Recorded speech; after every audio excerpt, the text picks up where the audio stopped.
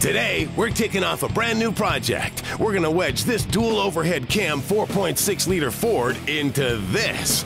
We wanna build a smaller version of Ford's Lightning, so Project Rolling Thunder starts today, here on Trucks.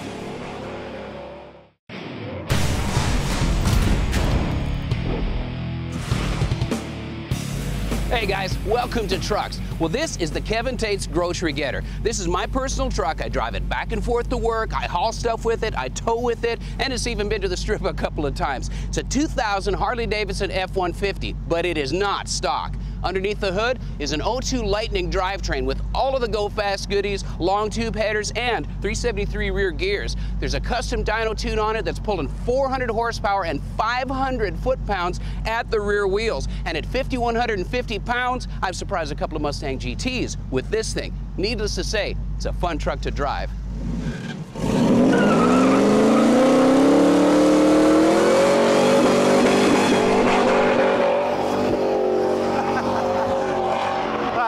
That truck.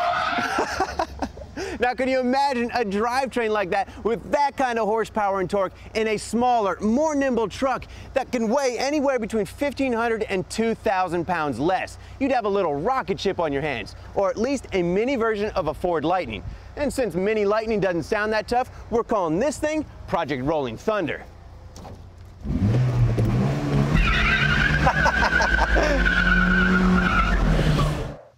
Now, we were actually looking for a single cab Ford Ranger when we found our Mazda B2500, and they look almost identical until you get a little closer. For instance, look at the bedside. It's got this kind of a cool style line that we're actually getting used to. Sort of sets it apart. The doors, well, Ford Ranger. The cab, Ford Ranger. The proof's in the pudding. When you check out the VIN and the sticker, it says manufactured by Ford Motor Company in the USA. So for all intents and purposes, it's a Ranger. Now inside, we got what we want, with a stripped-down, lightweight interior. But most importantly, we got the 5-speed.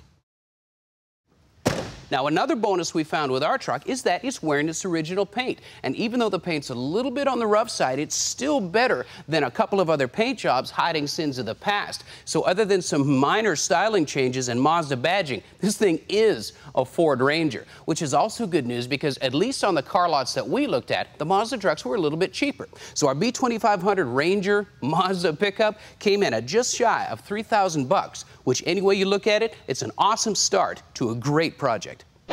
Now, underneath the hood of our well-used 160,000-mile pickup is a little 2.5-liter four-cylinder.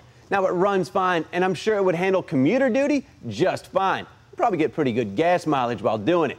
But it is definitely not a high-performance power plant, and certainly isn't going to cut it for what we have in mind. So there's room for improvement, literally. Take a look around the engine. You can see the floor almost all the way around this thing. So we've definitely got space for a bigger engine. Now, if we need even more room, we can ditch the vacuum brake booster in favor of a later model Hydro Boost setup. We can remove or relocate some of these AC parts along with a couple of the fluid containers.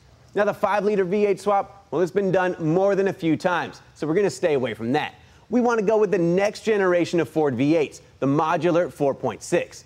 Now, they've been around long enough where you can pick up a used engine and transmission combo from a junkyard for a pretty fair price. Heck, you could even buy a complete Lincoln or even cop car and have almost everything you need to complete the swap. Now, the modular V8s, well, they're smaller in displacement, but they rev higher. And just like the Lightning engine in Kevin's Harley truck, well, they're really receptive to forced induction. Now, for stage 1 of this build, the light-duty 7.5-inch rear axle and the leaf springs are going to stay put, just to get the truck up and running.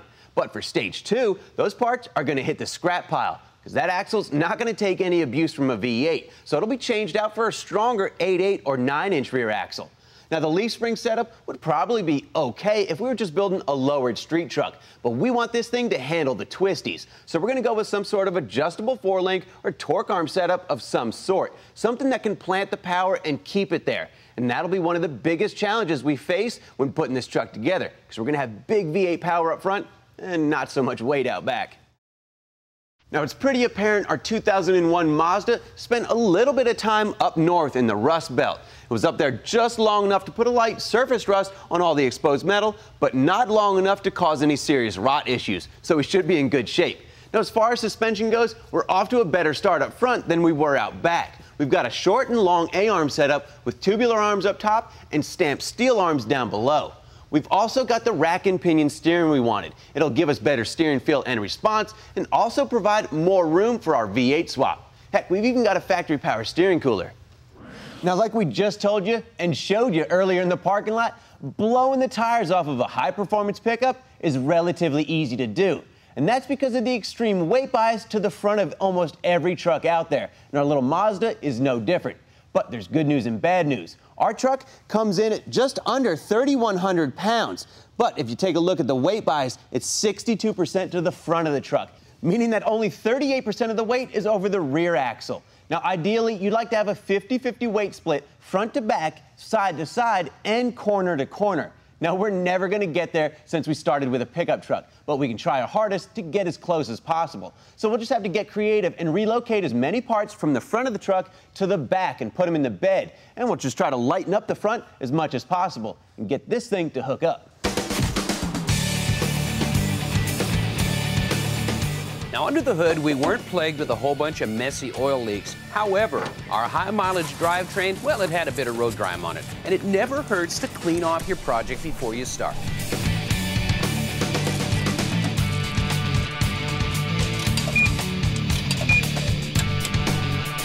Now, despite having every other tool known to man, the truck shop does not have a wash bay. So it doesn't get any more real world than the neighborhood coin-op. Now, here's some interesting trivia. Later model Rangers and F-150s already have an aluminum hood, so it gives us a weight savings head start. Get rid of all that schmutz.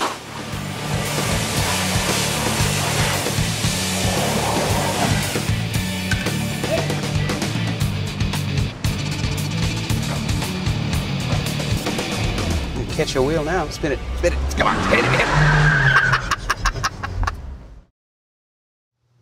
Hey, welcome back to Trucks. Let me introduce you to our little friend. Actually, not so little. This is a 4.6-liter dual overhead cam modular engine and 4R70 transmission out of a wrecked 03 Mercury Marauder. Now, we wanted to go modular for a couple of different reasons. The availability of these engines, they've been around long enough, and there's lots of them available from the salvage standpoint. Also, the high-performance potential of the 4-valve modular engines, well, it's proven itself over and over again. This one starts with a high-flowing intake manifold and notoriously high-flowing dual overhead cam heads, the same heads that come on the now legendary 2003 and 2004 supercharged Cobras. The Marauder engine has an all-aluminum block with 6-bolt main caps, as well as high-flowing exhaust manifolds. Now, this package in a stock Mercury Marauder in 2003 kicked out just over 300 horsepower in a completely stock car. So you throw some aftermarket stuff at it, throw a tune on it, well, you can start to see the potential. Now, just in case you think we reach for this exotic engine, well, here's a list of potential donor vehicles that can give you guys a 4-valve modular. The 93 to 98 Lincoln Mark 8s, some Lincoln Continentals, 99 to 2004 SVT Cobras, Pano's Esperante, 2003 and 2004 Mustang Mach 1, obviously the 03 and 04 Mercury Marauder, and the 03 to 05 Lincoln Aviator, just to name a few. Now, obviously, the original engine and transmission are going away, but here's where you can take a page out of the Ford factory service manual and save yourself some time, because unlike an S10, the Ford Ranger cab, aprons, and radiator support, well, they're spot welded together. So just like we did when we pulled the engine out and swapped the Lightning engine into my Harley truck, well, we're going to take the cab off of the chassis. There's 6 bolts that hold it on and some engine connections. It comes straight up. You roll the chassis out from underneath it. Save yourself a lot of time. Plus, it's going to give us the opportunity to give you guys a closer look at what we're doing. Now, I know that right now there's guys talking back to their television saying you don't have to pull the cab to pull the engine, and you're right, you don't have to. However, the ability to do this type of work flat-footed and not laying on your back on a creeper, well, it's definitely worth the extra effort. And since the air conditioning on our little Mazda still worked, well, that means it's full of Freon. And the air conditioning compressor is going to stay with the rest of the system and go up with the body when we separate it from the chassis, until we can deal with it the correct way. We may end up reusing our radiator, so we pulled it to keep it from getting damaged. And since our 4-cylinder computer won't exactly work on our new 8-cylinder engine, we pulled that as well. separating the rest of the cab from the chassis, well, it was simple as pulling the bulkhead connector on the floorboard of the cab. Made it really easy. And with the driver controls and harnesses separated, all that are left are 6 bolts holding the body to the chassis. Now, believe it or not, the cab is actually not that heavy. So even without a lift, with a few buddies, you can set the cab and nose on some jack stands. Now, Ford Service Tech will tell you that everything we've done is standard procedure, except the surfing. Now, pulling the exhaust system was pretty straightforward, and we were able to remove most of the hardware with the help of some penetrating oil. But separating the downpipe from the exhaust manifold, well, that took a little heat.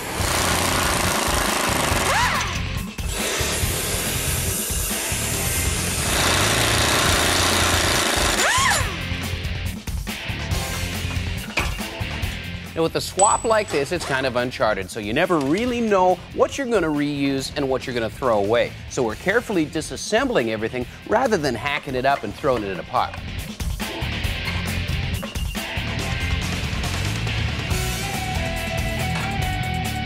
Now, we're not really sure what we're going to do with this 4-cylinder engine and 5-speed transmission. I guess we could sell it as used parts or make a really, really fast go-kart. Now, obviously, weight bias is pretty important with a project like this, so we're weighing everything that we pull out of this truck as well as the new components we're going to put in. The stock engine and transmission come in right at 537 pounds, which is actually a little bit lighter than we thought it was going to be. Now, with the new engine and transmission, unfortunately, we're picking up a couple hundred extra pounds, but we're also picking up a couple hundred extra horsepower, and that is a trade-off we'll take any day. From there, it becomes a balancing act and trying to effectively plant that power to the rear wheels. Get this thing balanced out.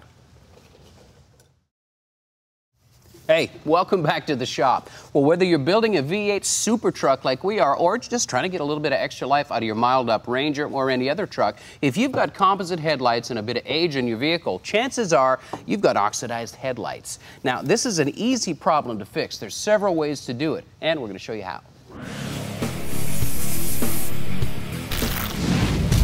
Build on a budget. Truck projects that save you time and money. Now, like we said, this is easy. You're just going to need a few supplies, starting with some water, some ultrafine sandpaper, this is 1500 grit, some rubbing compound to polish with, and a machine to do the polishing with.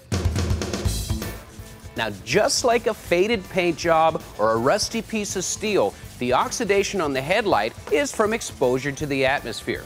And sanding it off merely grades the road or cleans the rust off the steel, or in this case, removes the yellowed plastic layer from the top and exposes cleaner plastic that you can then polish out. Now, if we weren't just doing a demonstration on how to do this and the benefits of it, I'd obviously be doing the whole headlight, but I want to show you the difference, so we've taped off half of the headlight. Now, the mother's polish in a buffer is normally used to restore the gloss on a painted surface, but our goal with the headlight is to restore the clarity in the lens, allowing the light particles to pass through unrestricted and improving your night vision.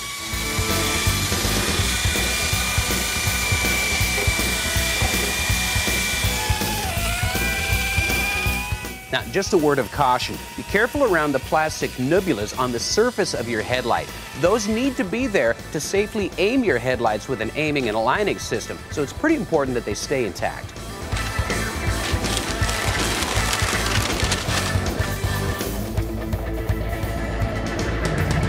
Now, there you go. That's a pretty dramatic result for just a few minutes worth of labor. And if you're a paint and body guy, well, you already have these supplies on hand. If you know a paint and body guy, well, you can borrow his. If neither of those situations apply, well, there's an even cheaper, even easier way to get the same result.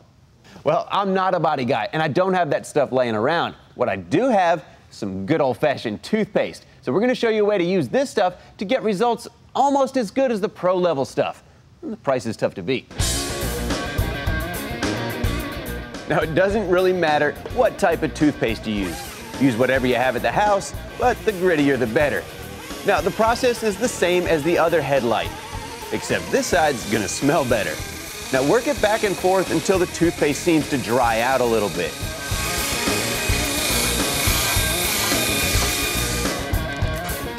Now, this is gonna leave a little bit more residue than the rubbing compound would. So you're gonna have to clean it off in a couple of stages. using some water to get the big stuff off, followed up by a good glass cleaner.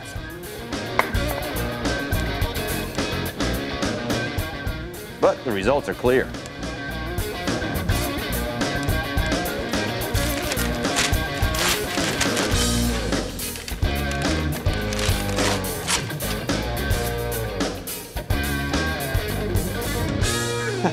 Now, the results we got with just the toothpaste are pretty good, and they're almost as good as the results we've got with the professional level body shop supplies. And either way you go, well, it's a win because you're going to be able to see better at night and you're going to be safer. But you also don't have to replace these expensive headlight assemblies. You can just refurbish the lenses. Now, if you're going the toothpaste route, well, you can even do it without a rotary tool. Just might take a little bit of elbow grease, but at least that's free.